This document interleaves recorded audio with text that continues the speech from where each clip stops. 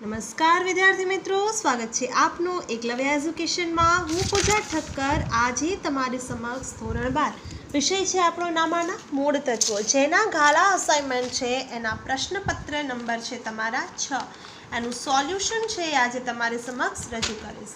અગાઉ આપણે 1 થી કરી અને 6 પ્રશ્નપત્ર છે એના વિભાગ એ અને બીના સોલ્યુશન રજૂ કરી દીધેલા છે।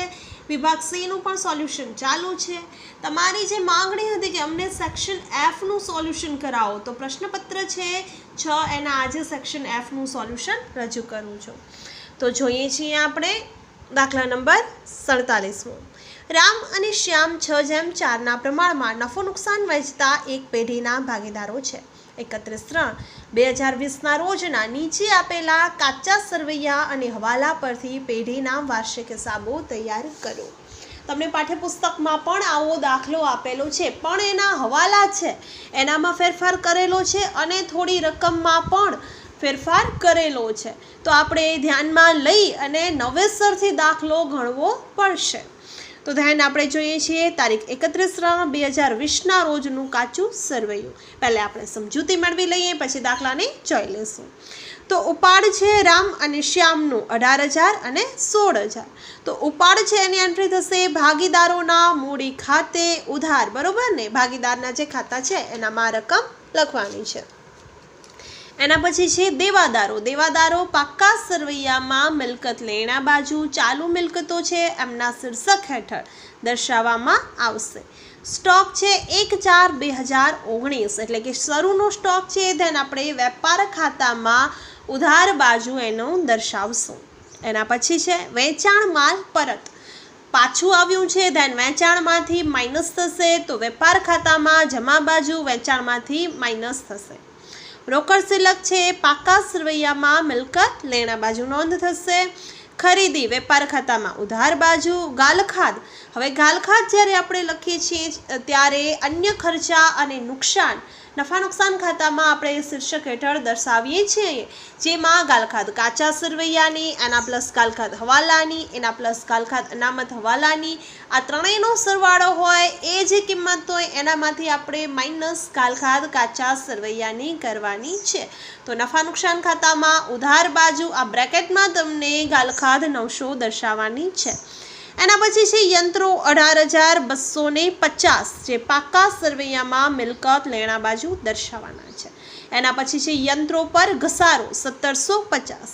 જો તમને ઘસારો હવાલામાં આપેલો હોય તો આપણે યંત્રો હોય એના પ્લસ જૂનો ઘસારો થાય એ કિંમત આવે, એના પર નવો ઘસારો ગણાય, પણ અહીં તમને હવાલો આપેલો નથી, એટલે તમને કાચા સરવૈયામાં જે પણ વિગત હોય એની હંમેશા એક જ નોંધ થાય, ધેન આપણે નફા નુકસાન ખાતાની ઉધાર બાજુ યંત્રો પર જે ઘસારો છે એ ઘસારા તરીકે દર્શાવશું।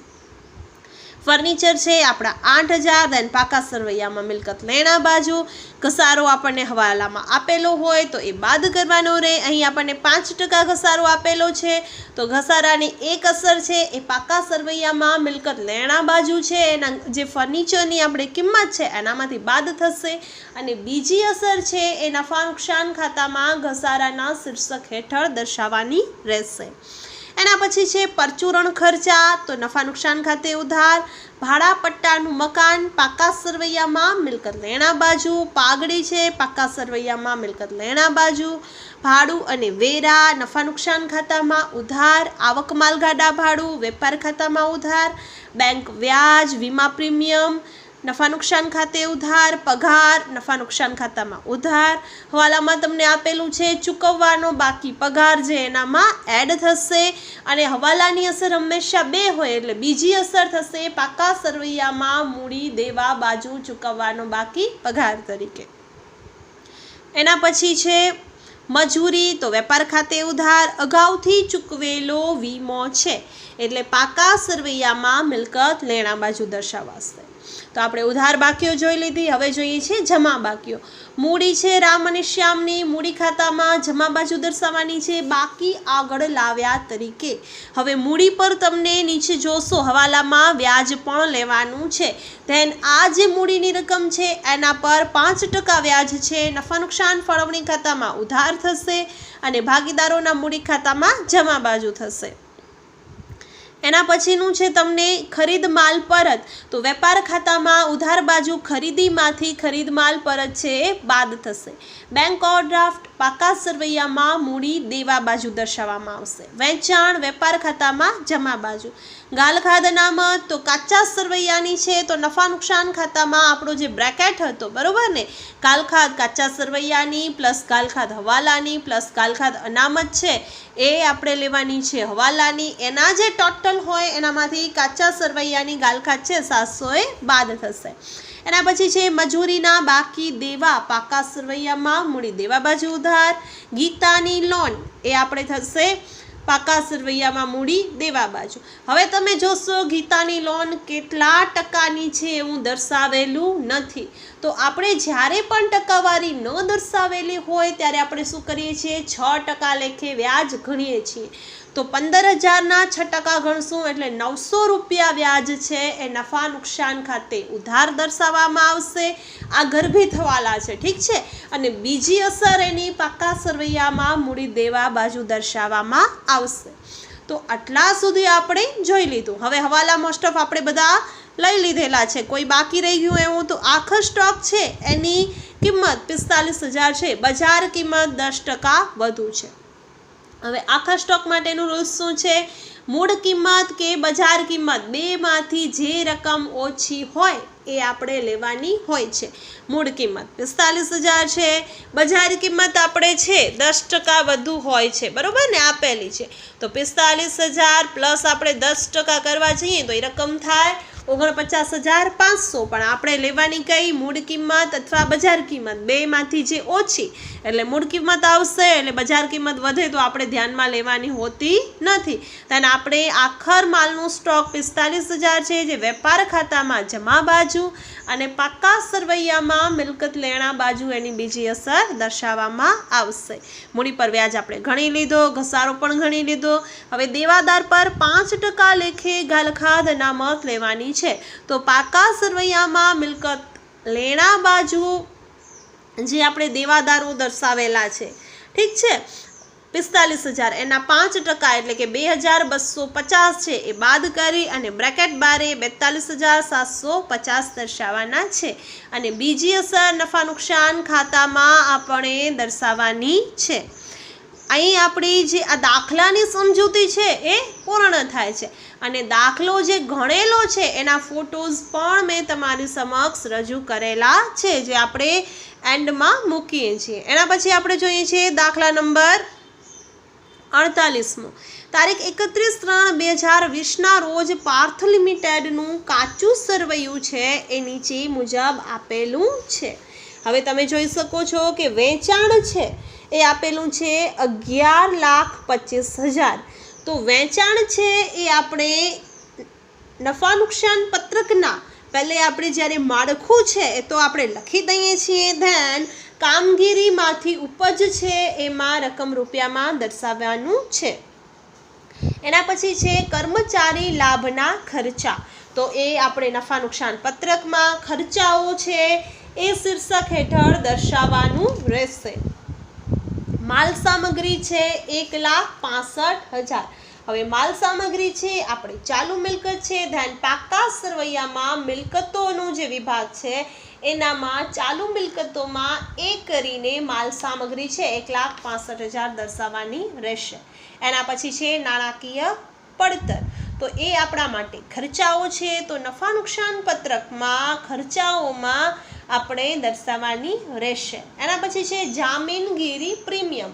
તો એ આપણે અનામત અને વધારો છે. તો પાકા સરવૈયામાં ઇક્વિટી અને જવાબદારીના શીર્ષક હેઠળ શેરહોલ્ડર્સના ભંડોળમાં બી અનામત અને વધારો છે. એનામાં કૌંસમાં તમે જામીનગીરી પ્રીમિયમ છે એમ દર્શાવવાનું રહેશે.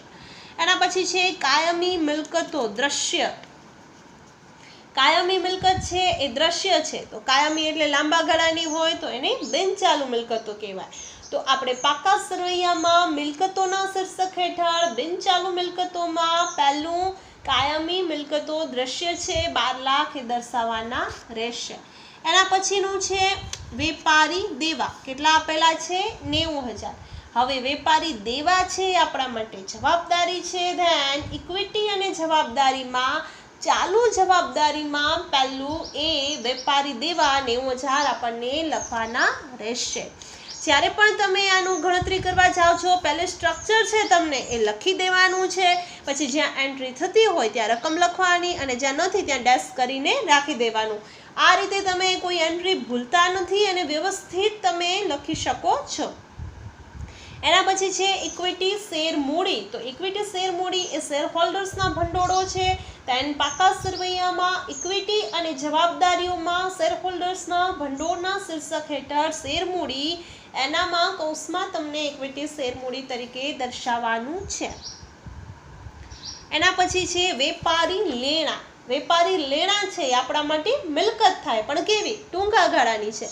તો આપણે મિલકતો પાકા સરવૈયામાં જે મિલકતો છે એનામાં ચાલુ મિલકતોના શીર્ષક હેઠળ વેપારી લેણા તરીકે દર્શાવવાનું છે.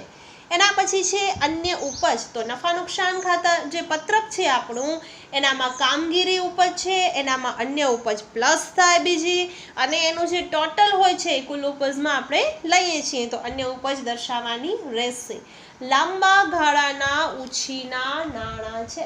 હવે લાંબા ગાળાના ઉછીના નાણાં છે એટલે આપણા માટે જવાબદારી બને. કેવી? તો બિનચાલુ જવાબદારી. તો પાકા સરવૈયામાં ઇક્વિટી અને જવાબદારીમાં આપણે બીજું છે બિનચાલુ જવાબદારીના શીર્ષક હેઠળ લખવાનું હોય છે. એના પછી છે રોકડ અને બેંક સિલક. હવે રોકડ અને બેંક સિલક છે આપણી ચાલુ મિલકતો છે. તો પાકા સરવૈયામાં મિલકતોમાં ચાલુ મિલકતો જેમાં સી રોકડ અને રોકડ સમકક્ષ છે એનામાં આપણને દર્શાવવાનું રહેશે. એના પછી છે ઘસારો. ઘસારો આપણા માટે ખર્ચ છે. તો નફા નુકસાન પત્રકમાં ખર્ચાઓના શીર્ષક હેઠળ ઘસારો તમને દર્શાવવાનો રહેશે. એના પછી છે વેચેલ માલની પડતર. એ પણ આપણા માટે ખર્ચ છે. તો નફા નુકસાન પત્રકમાં આપણને દર્શાવવાનું ખર્ચાઓના શીર્ષક હેઠળ દર્શાવવાનું રહેશે. બિનચાલુ રોકાણો. બિનચાલુ રોકાણો છે એ આપણે લાંબા ગાળા માટેના હોય છે, બરોબર ને? તો બિનચાલુ જે રોકાણો છે એ મિલકત છે આપણા માટે. તો પાકા સરવૈયામાં મિલકતોના શીર્ષક હેઠળ બિનચાલુ મિલકતો તરીકે દર્શાવવાનું રહેશે. હવે આપેલું છે તમને કે ઉપરની માહિતી પરથી 2013ના પરિશિષ્ટ III મુજબ આપણે વાર્ષિક હિસાબો તૈયાર કરવાના છે અને એનામાં તમને નોંધ છે એ લેવાની નથી. તો આ રીતે તમને દાખલો છે એ ગણવાનો છે. તો તમે કુલ ઉપજ છે એનામાંથી કુલ ખર્ચા બાદ કરશો તો તમારા કરવેરા પહેલાંનો નફો તમને મળી આવશે. એવી રીતે જે નફો મળે છે એ આપણે ક્યાં લઈ જવાનું છે? તો ઇક્વિટી અને જવાબદારીઓમાં અનામત અને વધારો છે એના શીર્ષકમાં તમને જામીનગીરી પ્રીમિયમ પ્લસ ચોખ્ખો નફો છે એડ કરવાનો છે. તો અહીં આપણા દાખલાની સમજૂતી છે પૂર્ણ થાય છે અને તમારા ફોટોઝ છે એ દાખલા ગણેલા એ મેં અહીં આપેલા છે. તો આશા છે કે તમને આ મારી માહિતી છે ઉપયોગી નીવડશે. So wish you all the best. Like, share and subscribe. Bye by.